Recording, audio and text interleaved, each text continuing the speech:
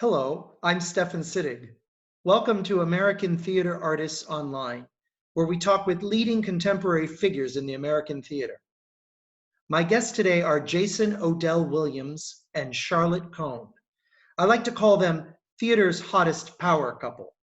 He's a successful award-winning and Emmy-nominated writer, producer, and playwright whose work has been seen on Netflix, Off-Broadway, and around the country. And she is a former opera singer turned Broadway actor who now focuses on directing and producing plays, oftentimes the ones her husband Jason writes. I talked with them from their Manhattan apartment about their backgrounds, their history working in the theater, and their latest ventures, including a play Jason just penned called Social Distancing, a monologue play performed live on New York's JCC Center Stage Facebook page as a response to the current COVID-19 pandemic. Hi, Jason. Hi, Charlotte. How are you? We're good. Hey, Stefan. How are you? I'm doing good. How are you guys handling everything over there in New York It's been the City? best. What a dream come true. Right? What a situation. Well, I'm sad that the situation is such, but it's good that we're getting to talk. And I'm glad that, thank you for giving this time to me and to my listeners. And I have my first. Giving us something to do. Yeah. Right? For that. It's hard to schedule time in these things. It's hard to find things to do to get some sort of routine in your life. We get to stare at each other all the time. It's really fun. Hey, stare at each other all the time. I'm quarantining alone, so I'm lucky or not. We'll see. Okay.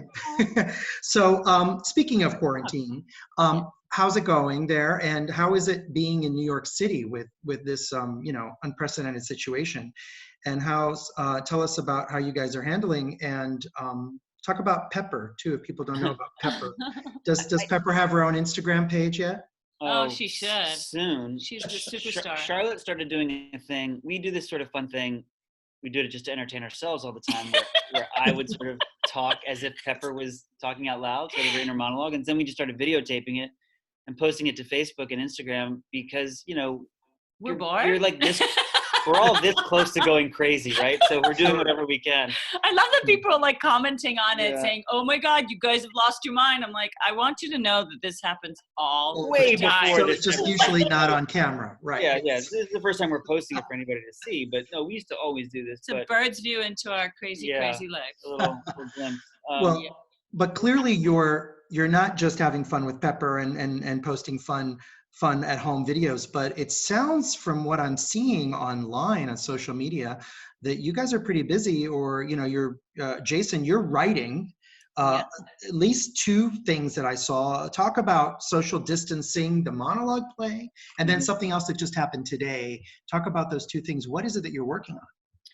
Well, these two opportunities sort of came up because I think the minute this all happened, everyone was like kind of panicked. The theaters closed and people were like, what are we going to do? And so a director reached out to me and was like, you should write something about this crisis right now. Write me a monologue and I'll read it on Facebook Live. And so I was like, oh, okay. And so I just wrote something really quick and he did that.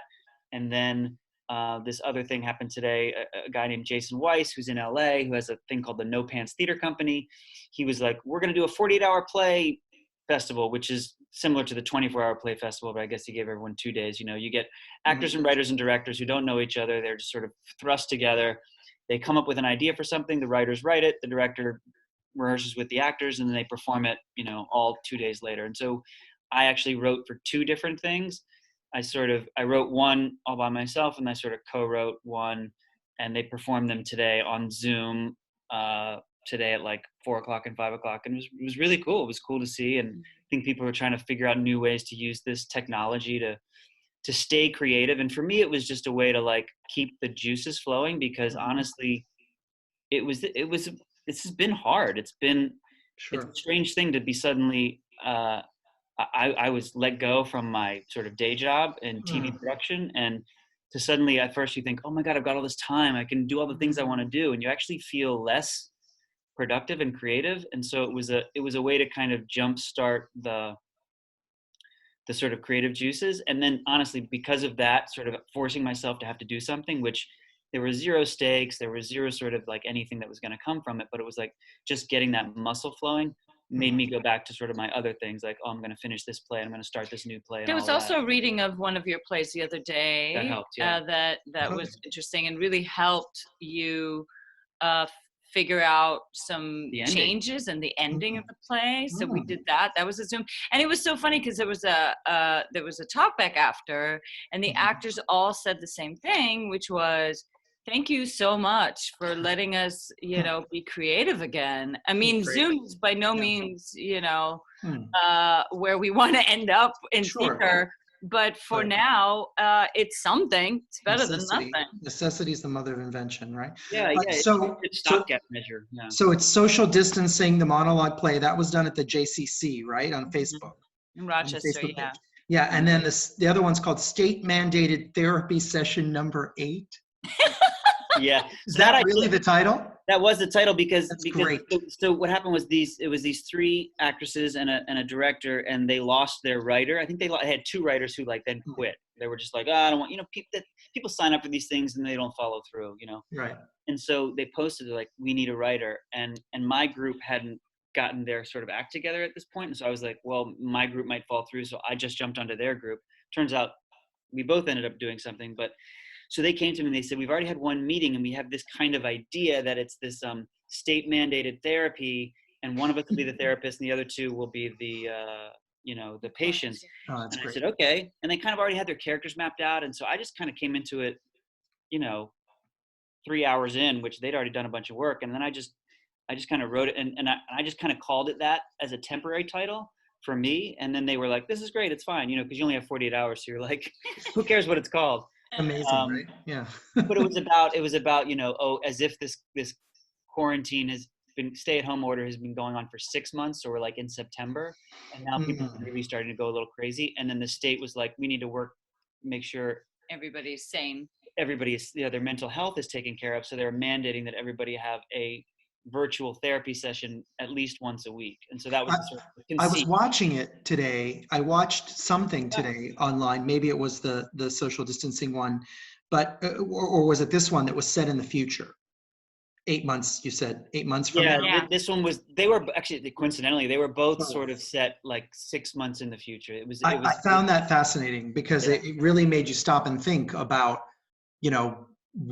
how is this going to change? We're going through it right now, but how is it going to change the way we live and the way we do everything moving forward? And I thought it's going to be like 6 months from now. I thought that was a great idea. Yeah, and that really makes you think as an audience member. You're not just sitting there passively. You're actually actively thinking, and engages you so much. And so I thought that was great. And so that state mandated therapy session was for No Pants Theater. Is that what it's called? Yeah, it's a group called No Pants Theater Company. They I think just started once the crisis kind of began, like, early mid-March, and it's basically just a virtual platform for theater. We're going to do a reading of Church and State, actually. Great. I was just going to talk about Church and State, and now it's probably a good time. So tell me about your other play. So, I mean, the way we all know each other is through many ways, but Church and State is one of the ways that we've worked together. Tell us about that play, and are there thoughts of doing that online or a reading or? Yeah. Well, just real quickly, so a girl named Jen Sorensen, who was the understudy in LA for the production in LA, and we've gotten to know since through lots of different things that we've worked with her on, just reached out and was like, hey, I'm going crazy. Would you ever want to do a reading of Church and State online? I heard of this new theater company that's like, has a Zoom account and can kind of deal with the tech part of it. All we need to do is deal with the sort of creative, artistic part. And so she's going to play Mrs. Whitmore. Charlotte's going to play Alex. Rob, who did it in LA, Rob Nagel, is going to play the senator. Juptej, who you introduced us to, is going to play Tom and Marshall. Oh, that's fantastic. And just for those listening that may not know, Church and State is the play that you wrote, Jason, and you produced, Charlotte. That ran Off-Broadway in 2017. Am I right? Mm-hmm. Yes. And I saw it and it was fantastic. And you guys had a pretty successful run there, right? Mrs. Producer, Madam Producer. Thank you, sir. Did it go well? I should ask you. It was successful in New York, Off-Broadway. I produced it here commercially, and then it went off and was published by DPS, Dramatist Play Services, and was a licensing darling. I mean, people really responded to it, somehow got word about it. And I mean, without coronavirus, we were supposed to reach 60 productions by the end of 2020. 64, sorry, I stand corrected.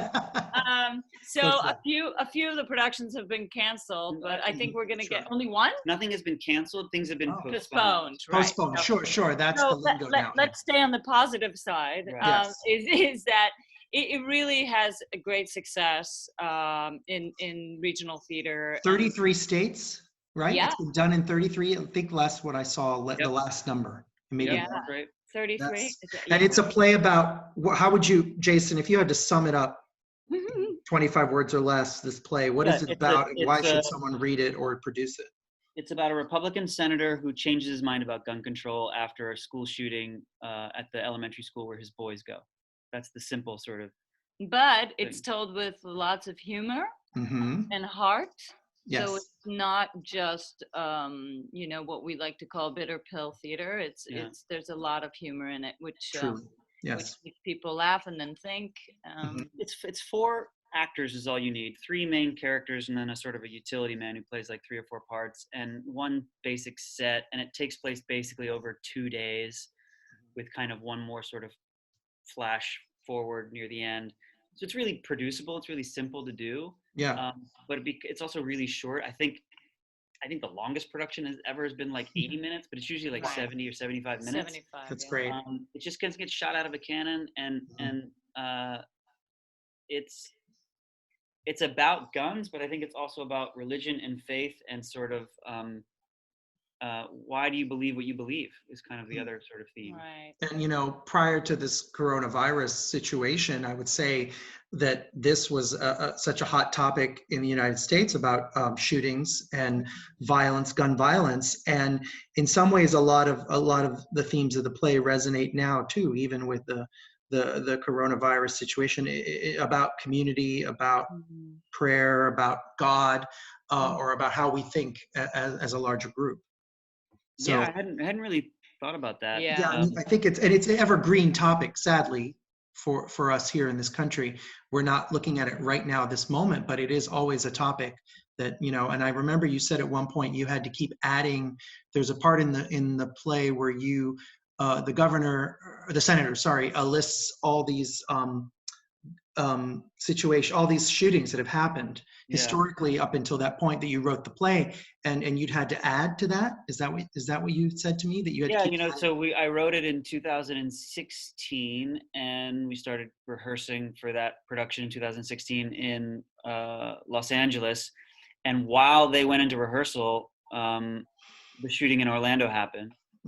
And so we were like, well, we should add that. So he lists sort of the major ones, right? He says Columbine and Virginia Tech and Newtown and Tucson and a few others up to Charleston. And then he says he ends with Orlando. And then since Orlando, which was 2016, there were 8 cities that he listed. And honestly, we're just listing the ones that kind of dent national consciousness.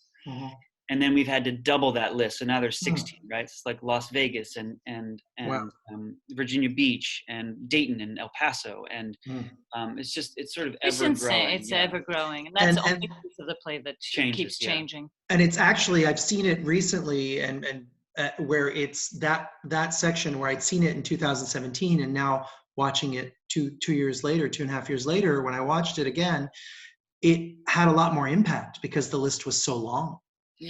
Yeah, the list is so long, and I think what also has the impact is that Charlotte directed for me, the sort of perfect production at the Berkshires in 2018.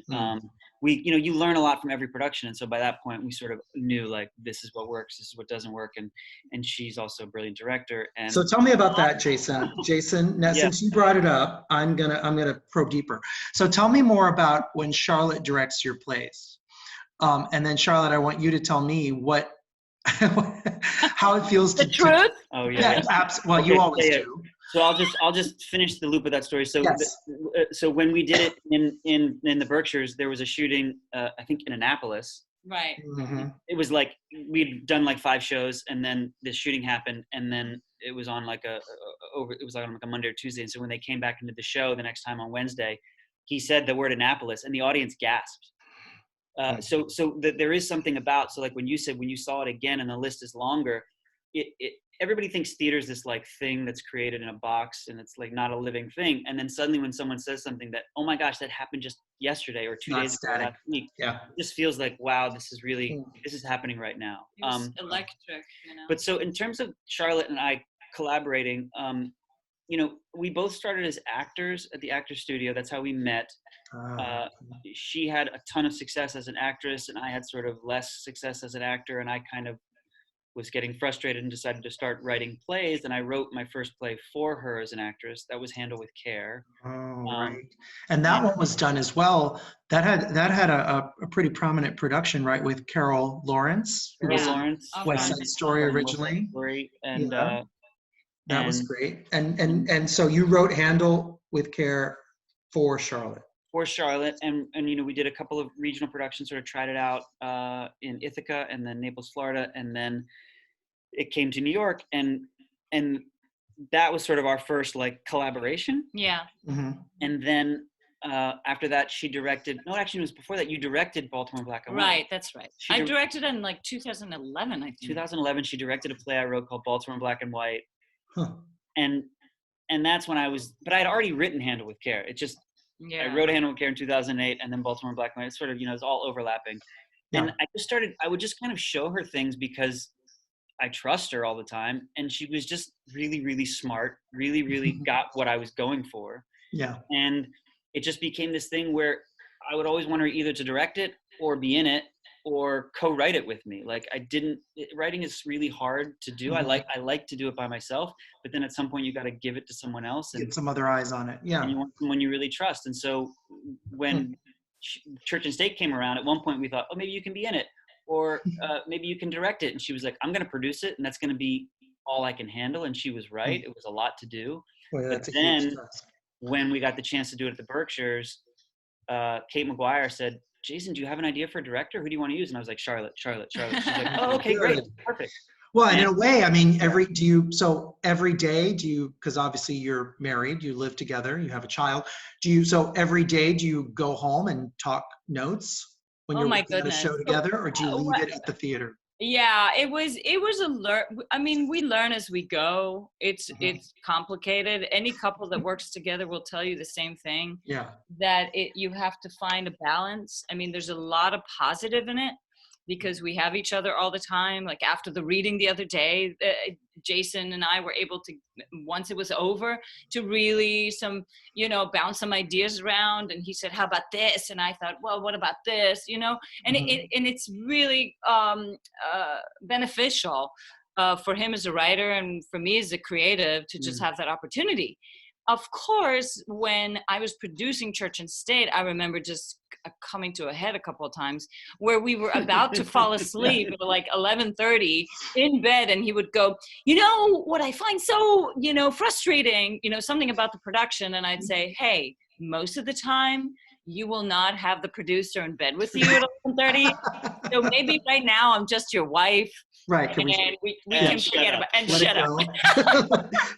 And let it go. Yeah. Yeah. It did get, I mean, that was probably the hardest job I've ever had. Wow. Sure. To produce Off-Broadway. Produced by yourself. Yeah. I was the sole producer. I had no support, and I had as a producer, you're the head of the ship. So Jason was basically one of my employees, and I had to take care of him, and I had to take care of everything. And you find yourself without time for yourself or just for your sanity. So writers are needy also. Well, I was going to say, let's talk. So does it ever, when you're working together, and I'm just curious, this is just purely my own thoughts here about when you're working together on a play, and Charlotte, you're directing, and Jason, a play that Jason wrote. Yeah. Do you guys find that sometimes Jason will be directing and you'll be rewriting or making some edits? And how do you guys handle that? well, let me say You that talk and I'll talk. well, I think this is also something that we've learned over time.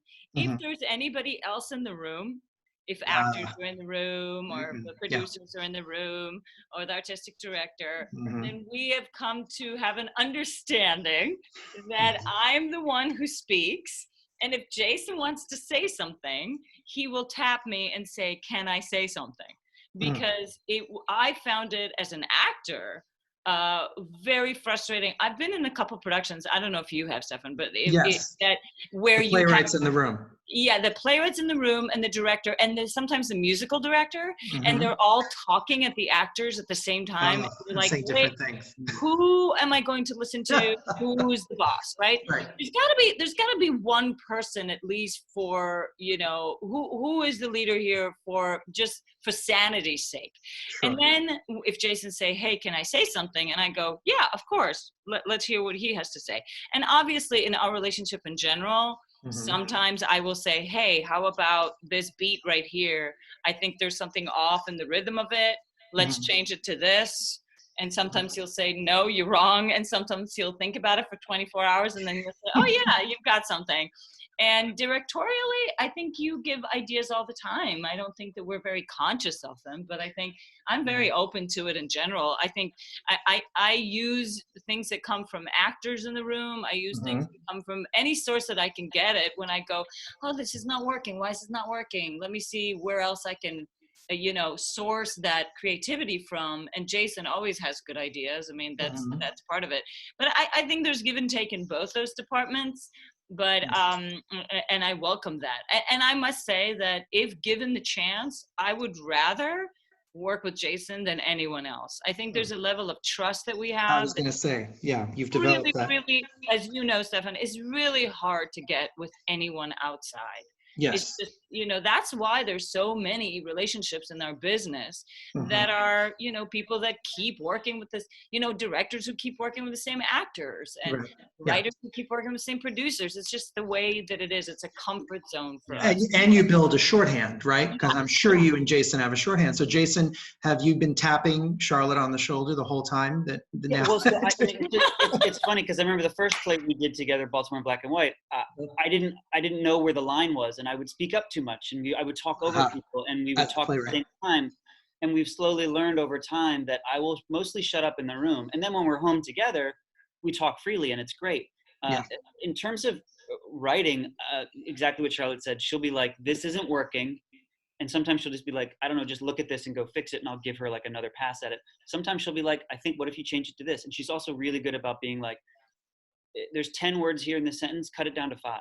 Or guiding a bit. Like sometimes really specific line notes, which are helpful. But then also, we feel comfortable enough. Well, she'll give me a line note and I'll be like, "No, I like it this way because," and I don't feel bad about saying no. Yeah. I get line notes from other directors or whatever, and I'm like, "How do I say no to that? I don't know." Yeah. So, but in terms of the actual directing, I don't think she's so much better at the sort of big picture directing stuff than I ever would be.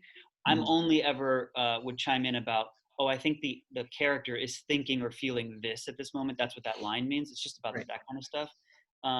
But we've learned over time, I think, how to sort of be in the room together better, where the short answer is I shut up. It's really, well, and I've don't talk in the room, then talk to me at home, and it's fine. Well, I've been in the room with you guys when you were when we were working on the reading of it at Virginia Theater Association. I bet that was fun for you. It was fun. I'm one of those directors that doesn't like. I want all the information. So if the playwright's in the room with me and someone who's directed it before and who's also, in this case, Charlotte, you were performing in it too for us. Thank you. Right. My pleasure. I prefer, I think more info and the best idea always wins. That's always been my approach. But it was interesting to watch you too and how you negotiated that. And exactly everything that you've said is what I witnessed. There was a lot of respect, a lot of trust, and helping each other out, but I'm sure conversations when things were safe and not in front of the actors and things like that. And that's wonderful. Let me ask you another question, because I myself am the product of a bicultural marriage Mm. household. And my father's from Westminster, Maryland, and my mother's from Montevideo, Uruguay, right? So watching those two cultures, two totally different religions, two different approaches to life, work together as, as partners, and the way they've learned to collaborate. Do you think that helps? You guys are from such different places. Yeah, I think it does. But I think what works in this situation is who we are as people. I mean, and it took me a long journey. I was born in Denmark, Copenhagen, Denmark, and I was raised in Jerusalem, Israel, and I served in the Israeli army, and I was very religious for a long time, and clearly I am not anymore. Well, wait a minute. I'm coming out.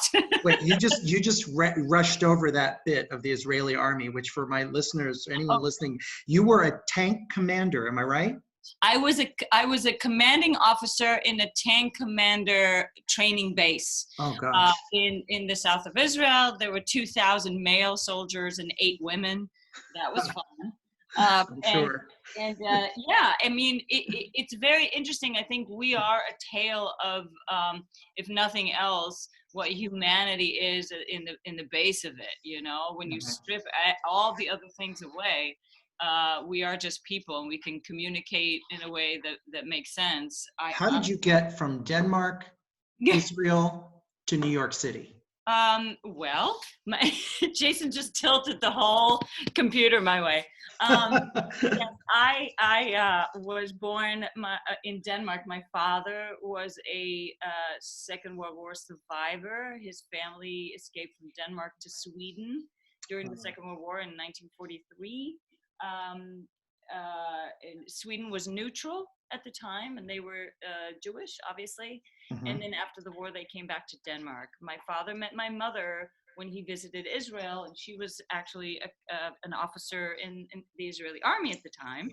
And he was like, auga, he really fell in love with her. And then he courted her for like 2 years, sent her flowers and letters and stuff like that. And finally she was like, fine, I'll marry you.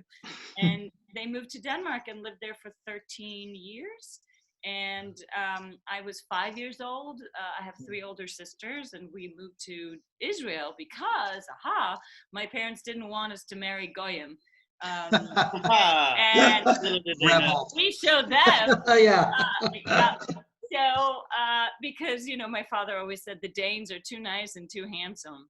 So, with reason? Yeah, that was the reason. Can't have that.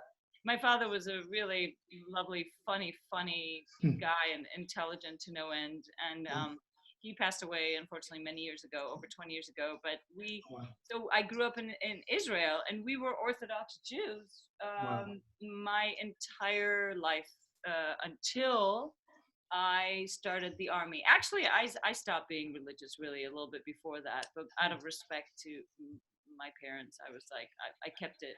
Sure. I don't think there. Appearances. I don't think there is a God. Was sort of my thought process around the age of 16. I was like, I don't think. Started questioning. Yeah, and all these things of God, and does he exist, and the rituals, and the don't eat any part of the pig because it's it's gonna make you very sick, or you're not gonna end up in a good place with God, and all the things that I truly believed in, and sort of how I slowly broke away from that over the years, and then I came to New York first to study for a year to become an opera singer, because that's what I wanted to be.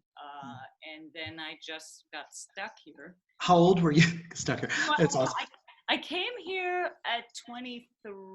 Oh, wow. So you were an adult by the time you came to the U.S., and you had never before lived in the U.S. Never. And you know what? I was released from my military service. I served for a long time.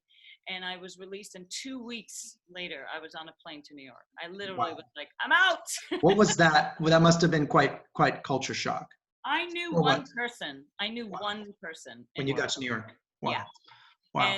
And he was an ex-boyfriend of one of my older sisters, and he wasn't ever here. He traveled a bunch for business, so I was alone in this town. Well, that builds character. Well, I was like, that's broad. I was like, I was in the military. Yeah, I was gonna say you had it already. Well, the culture shock was, you know, so funny. I always talk about these things, that things are more scary when you're far away from them. And I remember coming to New York and my mom was like, be careful, don't walk alone. You know, New York is so scary, crime is really high. And I was like, Mom, we live in Israel. Right? Yeah, you survived that, right? So yeah, no, Yeah, it's and I amazing. just remember the people around me. This was really the stark difference for me, that people that I eventually met who were my age, 23 or 24, were rather immature, if I may be as blunt as Sure. No, I'm an that. American who was raised overseas, so Yeah, I understand when you get it. Sometimes people, if I think living in the same country your whole life, it gives you a different perspective than if you've moved around or yeah, been elsewhere. You just grow. yeah, I think so. And I really, well, I've just been through the army, and I was through, I just went through a war. The Gulf War had just happened. I mean, people are like, it's so hard to find an apartment. The problems, the trials and tribulations of New York. What am I gonna do with my life? I'm so lost. Like, But so when did you and Jason, when did you and Charlotte meet? So when you met Charlotte, was she in this time period of her 20s, or was it? Well, it was a little bit later. It was, we were in grad school, so I went to UVA with you, and I after '96 I graduated, and I moved up basically that fall, and then sort of kicked around for a year and a half ish, and then in '98 started grad school, and Charlotte was in my class, you know, our class of becoming actors, and we sort of knew of each other, saw each other, had one dance class together, but it wasn't until really we were in a play together that we really spent a lot of time together. And now I know this about you just because I was overlapped with you in college. In college, you were the actor, okay? Everyone talked about. You played Hamlet. You were the favorite student of the acting coach. I mean, it was very clear, and deservedly so. And we all watched you and your ability during college. But how did you get? So, you're from Maryland originally? Yeah, I'm from Columbia, Maryland, which is between Baltimore and DC. Nobody in my family has any sort of artistic inklings. My parents are always like, "Where did this come from?" I have no idea. Join the club, yeah. Me too. Yeah, but I think that happens. Yes. I have an older sister. She's 5.5 years older. So she went to college. She also went to UVA. And so I basically spent all of high school by myself. And so I think I was kind of an only child for sort of late middle school, high school. And honestly, I turned to TV. That was my favorite thing in the world. I would rush home, bust my ass, and finish my homework as fast as possible so I could watch what was then, there's no deep on demand or DVRs or anything, and I would watch must-see TV. So it was all of that, Cheers and Family Ties and all those shows, and I loved that stuff. And I loved that so much, and I thought my only way in was really the acting side. And so in high school, I was in all of the plays in high school, and then I went to UVA, and I was like, that's all I want to do is act. And I loved it, and because I sort of got a taste of Shakespeare in high school, because everybody does Shakespeare in high school, I then came to college and was sort of already a little bit adept with it, which is a sort of a great special skill. The first play I got cast in was with Colleen, who you just interviewed, Andronicus, and then sort of experience begets experience. And then it was by the time Hamlet came around, I sort of was ready for it. And I came to New York, and I was that's all I was doing was Shakespeare, Shakespeare, Shakespeare. And then honestly, after grad school, I got burned out with the acting thing. I did it so intensely for so long. And then I think when I look back, I think what I liked most about all of the plays that I was in was the actual writing. That was my favorite. And that's why I like Shakespeare so much was I would spend so much time poring over the lines. I would look up, I'm not kidding, every single word that I didn't absolutely know the definition of, I would look up what it meant. And so I would want to understand everything that I was saying. If there's a word that has 5 definitions, I would want to know every possible variation of that. So I was really deep into the text analysis, right? And so that's when I was oh, I think what I like more about this isn't so much the performing, it's the words, the crafting of the words and the scenes. And then as I sort of did more and more plays, in grad school, we were also a group of sort of new, it was actors, writers, and directors together. So I would see these guys that were writing plays, and it also demystified the process for me. I was like, oh, this isn't impossible. You don't have to be Shakespeare or Tennessee Williams to do this. You can just be this schmuck from New Jersey and write a play. It's so funny. That was when too that I was like, I think I really am interested in directing because of PD Unit. It was like it was a playwrights directors where we all got together and sort of helped each one to create further, to develop further their piece, the playwrights and the directors. And you would always have good ideas for you should direct it. Yeah, for the directors. And I was like, I think I really like this part. But, we so all you have your skills past the acting. It was more than just about acting for both of you. It was for the playwrights and the directors. And I think we all find our bliss within this business. And I definitely think that Jason's bliss is the writing. The writing. And, one thing I've noticed, Jason, from the, what I have heard and seen of your work is that there is an attention to energy between people. There's a quick sort of quick fire energy that you see often on something like West Wing or on those kind of programs on TV that I think took off and used to see in the movies in the 30s and 40s, with Katharine Hepburn and Cary Grant, those kind of quick fire dialogue that's comic but also very pointed, and you don't always see a lot of that in theater, and so I love when I see your work, because that's the stamp that I see on it, and I'd love to see more, because I think writers used to write that way for plays, and now I don't see as much of that. Well, I guess it's just a taste thing, and they probably go in cycles, but I grew up loving that sort of quick banter stuff. I also talk about, I was at Heritage Repertory Theater one summer, and Richard Warner directed me in The Sunshine Boys with Jim Hilgartner, who you might remember, the late, great, phenomenal Jim Hilgartner.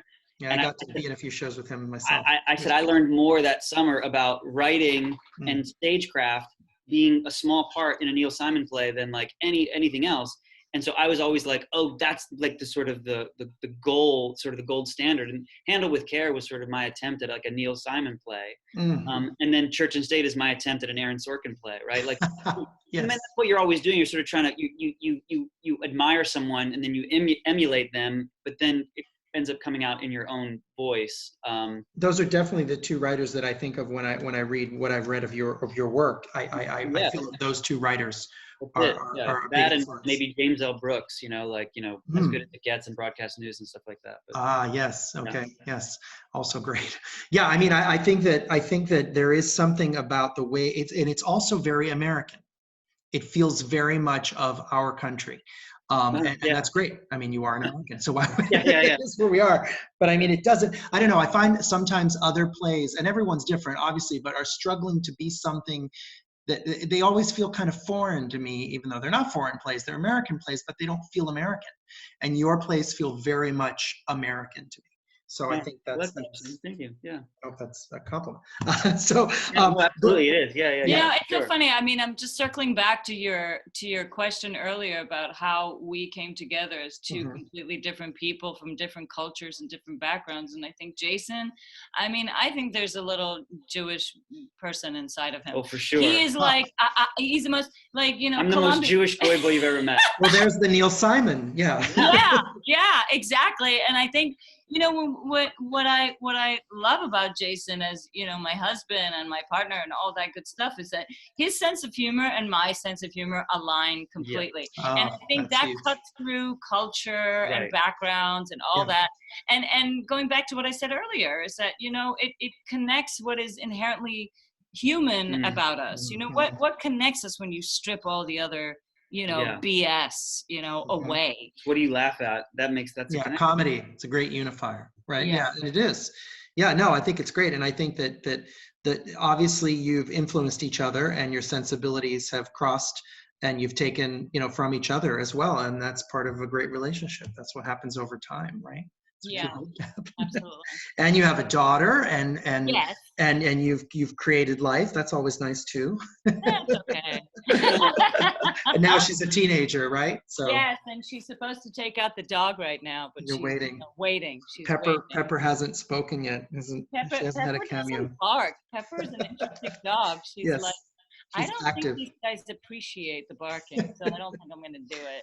So shifting gears a bit, I wanted to ask you a bit about what advice, since I see that you guys are really being active during this period in different ways, not just being with family, but also writing and getting new material out there and saying yes to things as they come up, taking risks. So, but what advice would you give to other artists or other theater people, or just people in general that are feeling trapped or struggling during this quarantine, this social distancing quarantine period that we're in, that is in some ways, I guess, anathema to what we do in theater? We can't get a bunch of people in a room together. What do you guys advise? I mean, it's so funny. I mean, Jason is it's rather, it's easier when you're a writer because you can always write. I will say, when you go, and then I'll tell you why it's not. It's just you. Hate me very easily. Listen, I think it's what we are up against is the ability to create altogether. I think our creativity is being challenged because we're all slightly depressed or stressed out. Yeah. I think that is more of an issue than the physical ability to be around other people. I think first you got to get up, you got to shower, you got to have a routine, you got to make sure you put something in your schedule every day, sing for 20 minutes, absolutely, exercise for a little bit, find these pockets of time where you are, if you're an actor, that you exercise your instrument as an actor. It's always good to pick up a play that you like and run some lines or practice a monologue or, tape yourself. There are so many resources for actors available right now. I'm a member of the Actors Studio, and they just started, every day they have classes. They have accent specialists, they do yoga, they do sensory work, they do, everything. And it's all over the place. I found yoga because I love yoga. I found yoga on Instagram. Every day there's free stuff on all over Instagram. Everything's moving online if it wasn't before. Oh yeah, and a lot of them are offering it for free because nobody can pay for anything. Just keep your instrument alive. As a director, I'm a little starved right now. I'm busy because you need people. Yeah, the people in my house are suffering because I keep telling them, move up stage left. Exit stage right. Now. Exit stage right. No, but today I had a conversation with an artistic director of a non-for-profit that they were going to produce Jason's play, the whole shebang, and we got into a conversation about the future of theater. Because everybody's thinking about this beautiful moment where everybody's going to rush out to the theaters and sit in restaurants and, just embrace it. But I think it's going to be more of a trickle. A shift.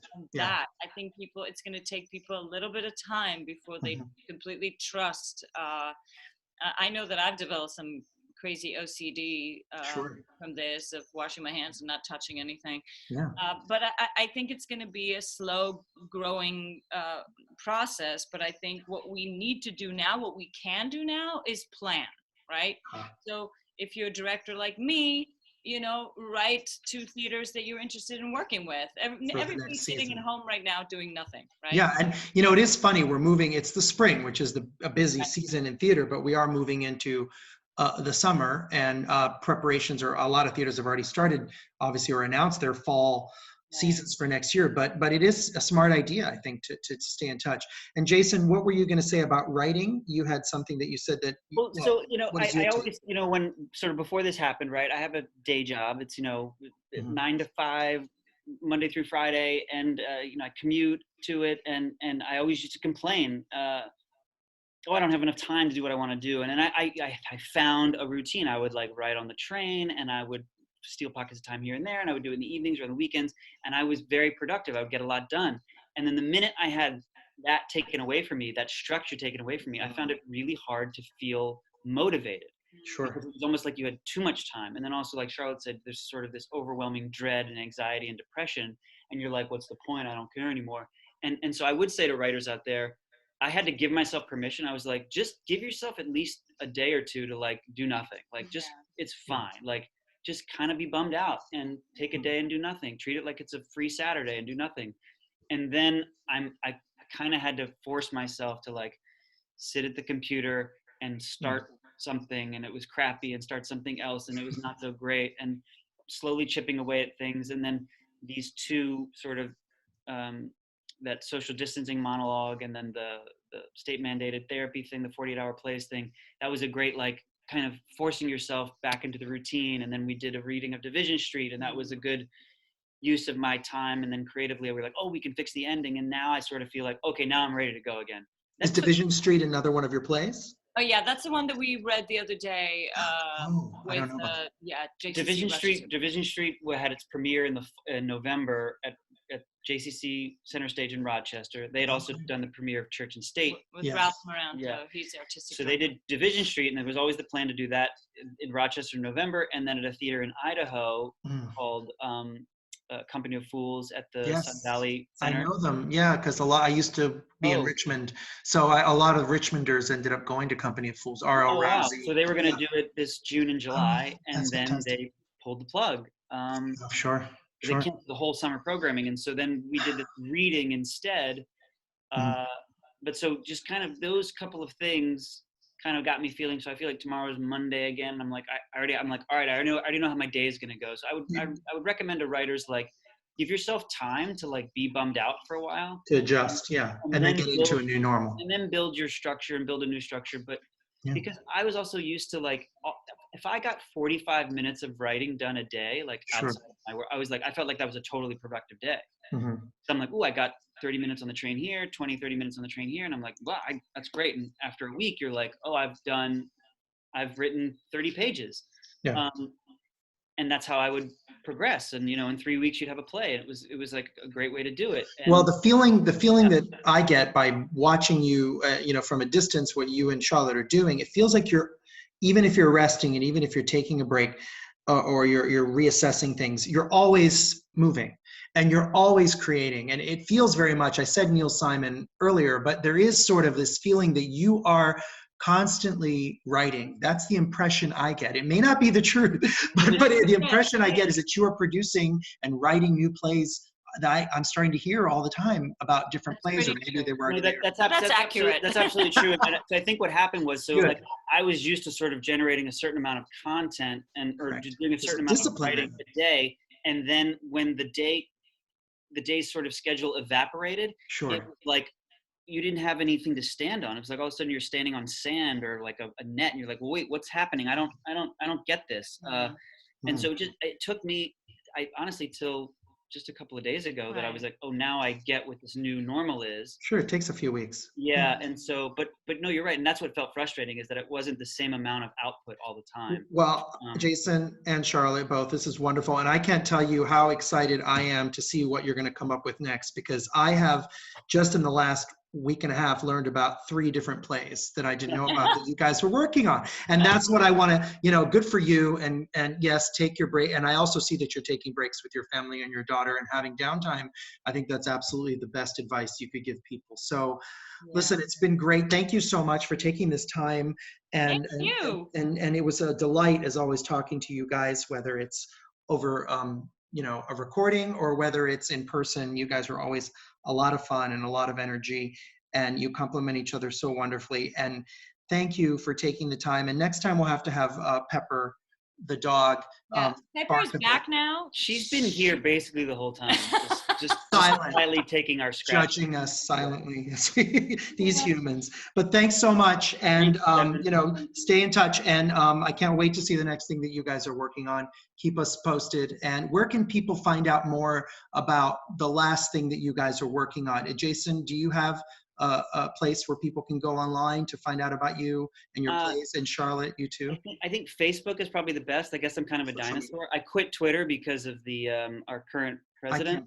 I can't do Twitter. Yeah. And I never really got into Instagram, but Facebook, I'm on there, like just as me, Jason Odell Williams, or also they Jason, should follow you. right? Yeah. And Charlotte, do you want to be? Charlotte Cohn, Cohn. I'm on there way too much. And, but this is actually something that we've been talking about is, you know, because we feel like we have a lot to offer, and we want to be able to offer more to people that are interested in our journey and our creative process. You know, we have all sides of this business pretty much. We have been through it. We've worked on it. Sure. We know the process of writing and directing and producing. And so we're trying to figure out now how to make that more accessible to everybody out there.